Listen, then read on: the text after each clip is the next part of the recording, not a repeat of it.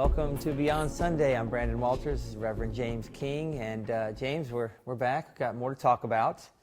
Today, I think we want to move down the path of talk about vision. Okay. About, I guess, people have their visions and how they can formulate them, be more specific with them, and then attract them. Yeah. Or obtain them. That sounds like a good thing to me. So, let me hear your take on vision, just having a vision and where it comes from. Yeah, okay. Well, with a clear vision, we can see with a more expanded focus, okay? It's like an eagle has microscopic, telescopic vision. An eagle can see things far away that are like a fly, landing on a tree. An eagle has the ability from a pretty far distance to be able to see that and see it clearly. And so that's what we want to develop, is a long-range, microscopic, vision. In other words, we want to be able to see what it is where we want to go, because our goal is to align with the highest good for our lives, okay? And so what I want to do is discover what my divine purpose is and focus our powerful intention on getting the best results, right? Okay, yep. And so Reverend Michael Beckwith, I wrote down a little thing that he said. Yeah, he's great. He said, visioning is the process by which we train ourselves to be able to hear, feel, see, and catch God's plan for our lives, okay?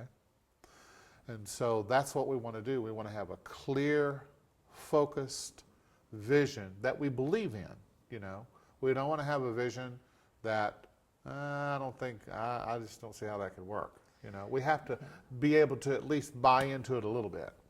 Well, I've heard it put, it's the question you ask. The correct question isn't, am I trying to get money or whatever. Right, it's what would I love?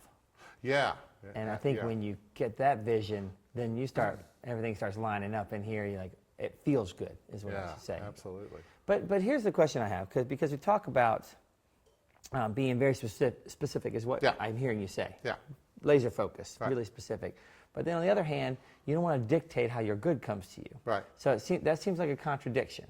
Yeah, and that's where in spiritual, metaphysical things, some people say, oh, it's this, and other people say, oh, no, it's that. and what you discovered, it's this and that, okay?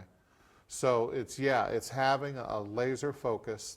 It's like I read the story one time of a young guy who was in college, and he had cut out in a magazine a picture of this beautiful home, a very lavish, expensive home, and he put it up on his wall. It just really appealed to him.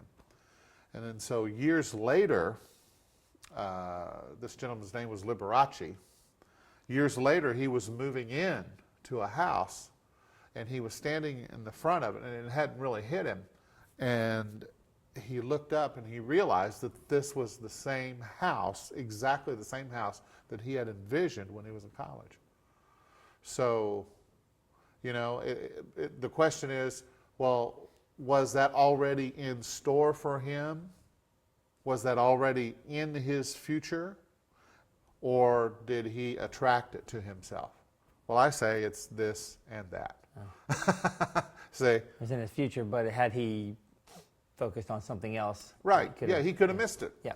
He could have missed it, and we miss it every day because we don't have a clear vision of our good, And it's not that we have to be specific because, all he had was just a little picture on the wall, and just a description of some of the rooms. I mean, he didn't, it's great if you can envision yourself being in the rooms and so forth. I think that makes it more real for us.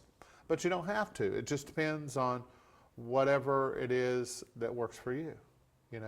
Wherever you're able to key in and you get the click. The feel. The feel, Yeah, yes. okay.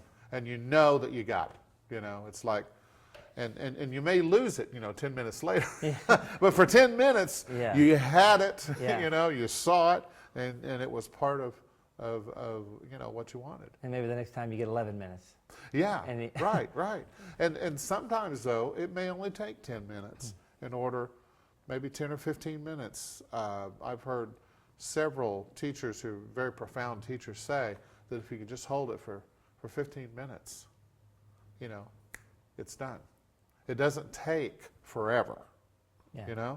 So the key is just being able to hold it for a period of time to where it really gels in there, and then you let it go. Because, we talked about this Sunday, how that, you can create a belief just like that. Beliefs are created just like that. It's just that as soon as you create a belief, then your old belief will present itself to you and say, hey, what about me? So you have to stay steadfast in your belief and say, no, this is what I believe now. It's being tested. Right, Yeah. It's being tested. To see how committed you are to that belief. Right. I mean, right. I truly believe that whenever you're about to do something big and good, something always comes up. To see, do you really want it? Right. Are you really committed to it? Yeah. It just almost seems like life works that way. And then Yeah. once you, yep, I am, it just kind of starts rolling for you. Yeah, exactly.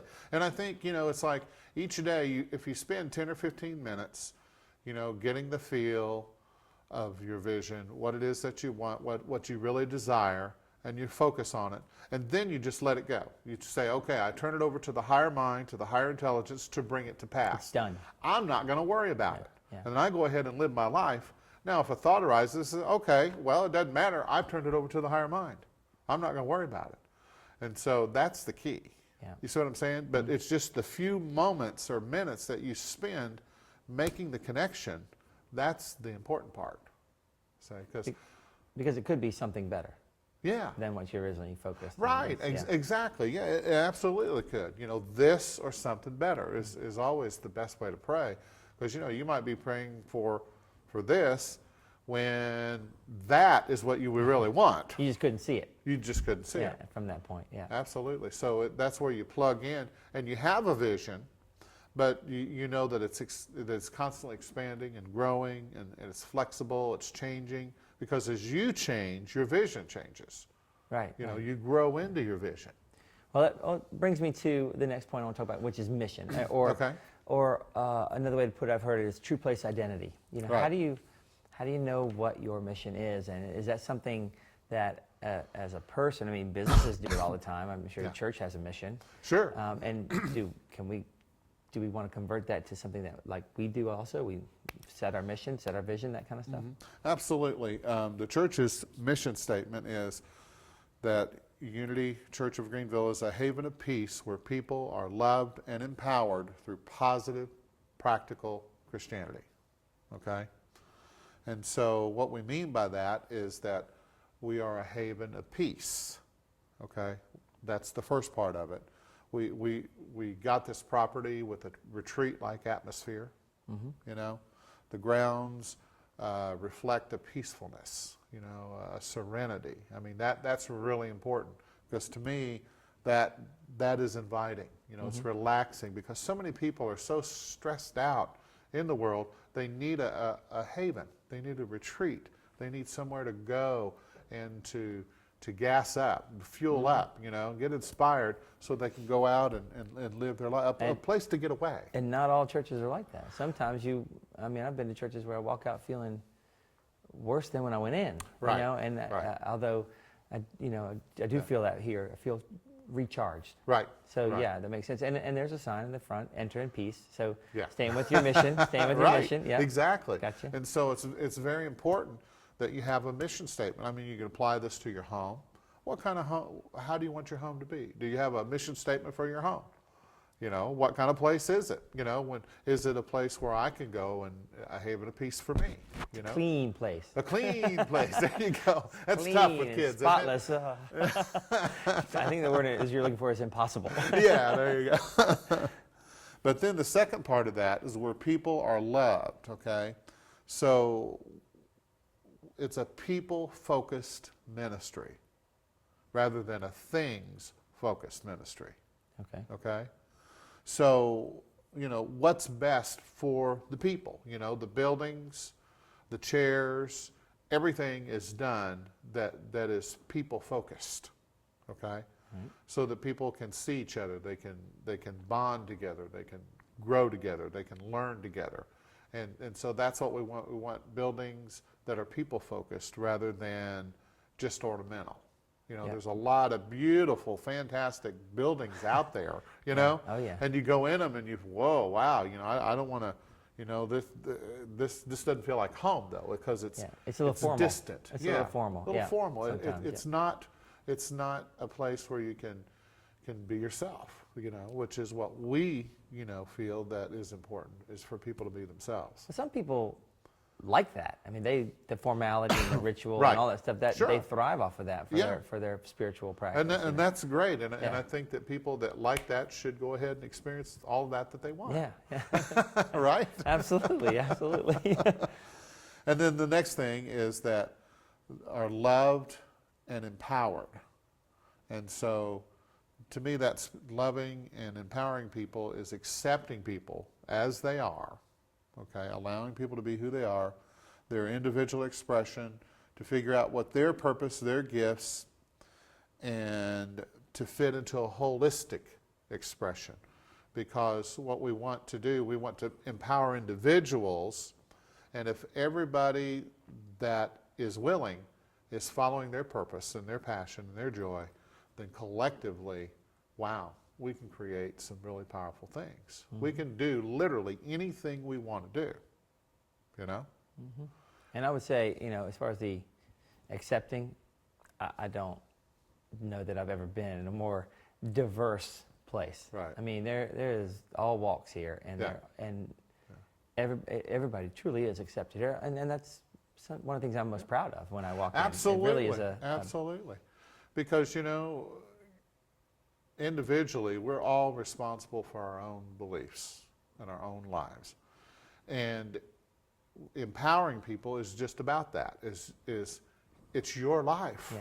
What do you want to do with it, It's not, this idea of a ministry that tries to control people and conform people to a certain image or a certain way of doing things and being, and I think that's like that's the dinosaur, that's passing away. That's the old model that's no longer serving us. The new model is, in church and ministry, is how can we empower people so that they find their purpose, And once people find their purpose, then, we begin to affect the community. We begin to affect the state, the country, the world. Oh, yeah. Because the higher our consciousness grows, then the more people we affect. The ripple effect. The ripple effect. Yeah. We're just keep throwing those pebbles in the pond, and we keep getting those ripples, and to me, that's what it's really all about. People get a permission slip when they come to Unity. They get a permission slip to be whoever they want to be. Mm-hmm. And to me, that's very powerful. Oh, yeah. I wish that when I was a kid that I would have experienced that, but I didn't. Yeah. And that's okay, because I probably needed to experience the opposite of that. Yeah, because you came from very much the opposite. Yeah, it was. It was very fundamental, very strict, rigid, and very, just a certain way of thinking and believing, culturally and spiritually, the whole ball of wax. But because I went through that, it has helped me to see how much that I don't want that. Right. Yeah. Yeah. Sometimes you get what you don't want so in order to see what you do want, so you Right. can know. Right. Exactly. So. Well, I want to ask you that question. Okay. What was the switch for you? When did that happen? Well, it was back in the 80s. And everything happened in the 80s. I know, the 80s were, that's what it was all about. But in the 70s, I was learning, about spirituality and so forth. I'd always had a connection to God. Mm-hmm. But when I started going to the particular churches, they started telling me that, well, no, you're a sinner, okay? You don't really have a connection to God yet. Sorry, you know. If you want a connection to God, you've got to come in and you've got to do what we tell you to do, you know. And that's kind of the way it was. Yeah. So I said, okay, I was willing to do that, you know. So I went in, and then it's okay. Now I've got it, you know.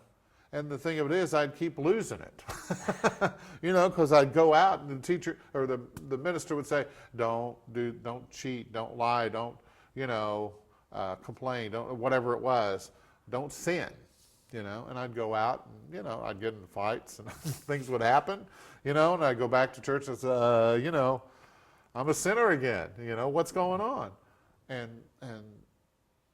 But what I didn't know is that, you know, spirituality, you know, the last part of our mission statement is positive, practical Christianity or spirituality.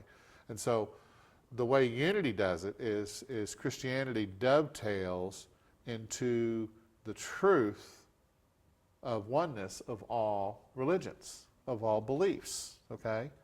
And so it's the idea that Jesus is not in opposition to Buddha Right. or Krishna, okay? I think they were all on the same page, you know? And so it's like, you know, opening that up to folks. And so now we're an inclusive church, but we're a how-to church, you know? It's got to be practical. You got to be, yeah, the lessons that you can use every day and think about in your life on an everyday basis. That's what I've found works for me. Yeah. Like, oh, I get that. And even with the Prosperity Plus class, there's been some biblical stories that I've never had any interest in at all. I thought they were just kind of these silly stories. Right. And as she describes them in terms of metaphorically in the lesson, and it's very practical. It's like, oh, I got this today. I've been using them, you know, for those 2 weeks. I was like, oh, that makes sense. And big difference right there than just hearing a story, but going, oh, that's a lesson I can use. There's a huge difference there. And I think that's what Unity does well. Yeah, absolutely. And what's so fascinating to me is that everything is symbolic of something. Yeah. You know, we live in a symbolic world. And so when you read the Bible from the idea that it is symbolic, that it's not literal, you know, and you read it from a positive perspective and a practical perspective, how can I apply this to my life in a positive way and get a positive result? You know, that's what I want to do. And so when you do that, you look at it and you see that all the players in the Bible, they're just like us. Yeah. You know, Moses and all those guys, Abraham, they were just people who were trying to attain God consciousness and make a difference in the world. They're trying to grow spiritually too. Absolutely. Yeah. And learn. Yeah. Well, so if we have our own mission. Yes. And so you think it's a good idea for everybody to have their own mission and write that down just like a Oh, like a church absolutely. would. Yeah, I think everybody needs a personal mission because you need to know, you need to have some parameters around your life, some beliefs about what you're willing to accept and what you're not willing to accept.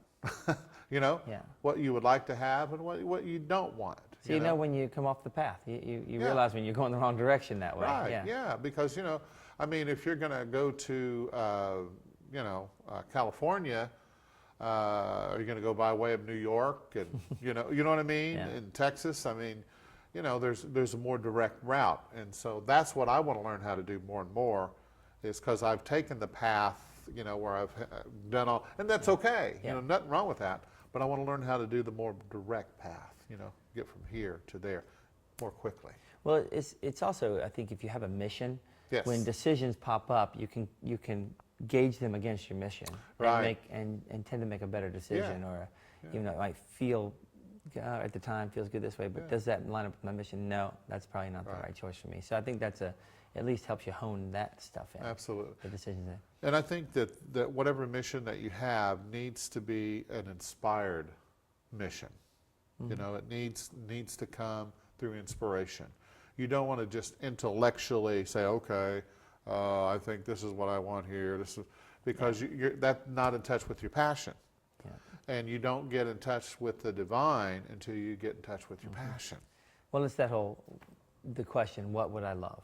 Yes. And if you can absolutely that and start writing then. Yeah. You know, what would I love? And I think your vision or mission would write itself. If I could do anything, Yeah.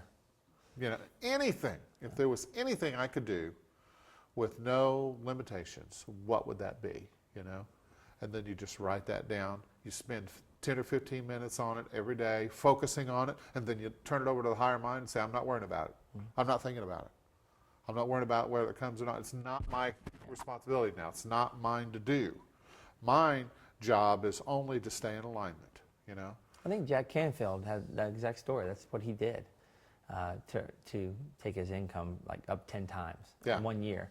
He said, I would think about and visualize that lifestyle and then just let it go for the day. And he would do that every day, and it worked. Absolutely, you know. It's just like worry. Worry works. It sure does, yeah.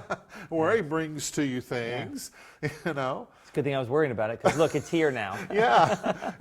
Somebody told me one time, they said they experimented with telling themselves that they were really worried about being too prosperous, you know? There you go. And that helped them. You know, they were just so fearful that they were going to have more money than they could ever spend. What am I going to do if I have all this, you know, and or all this, whatever it was.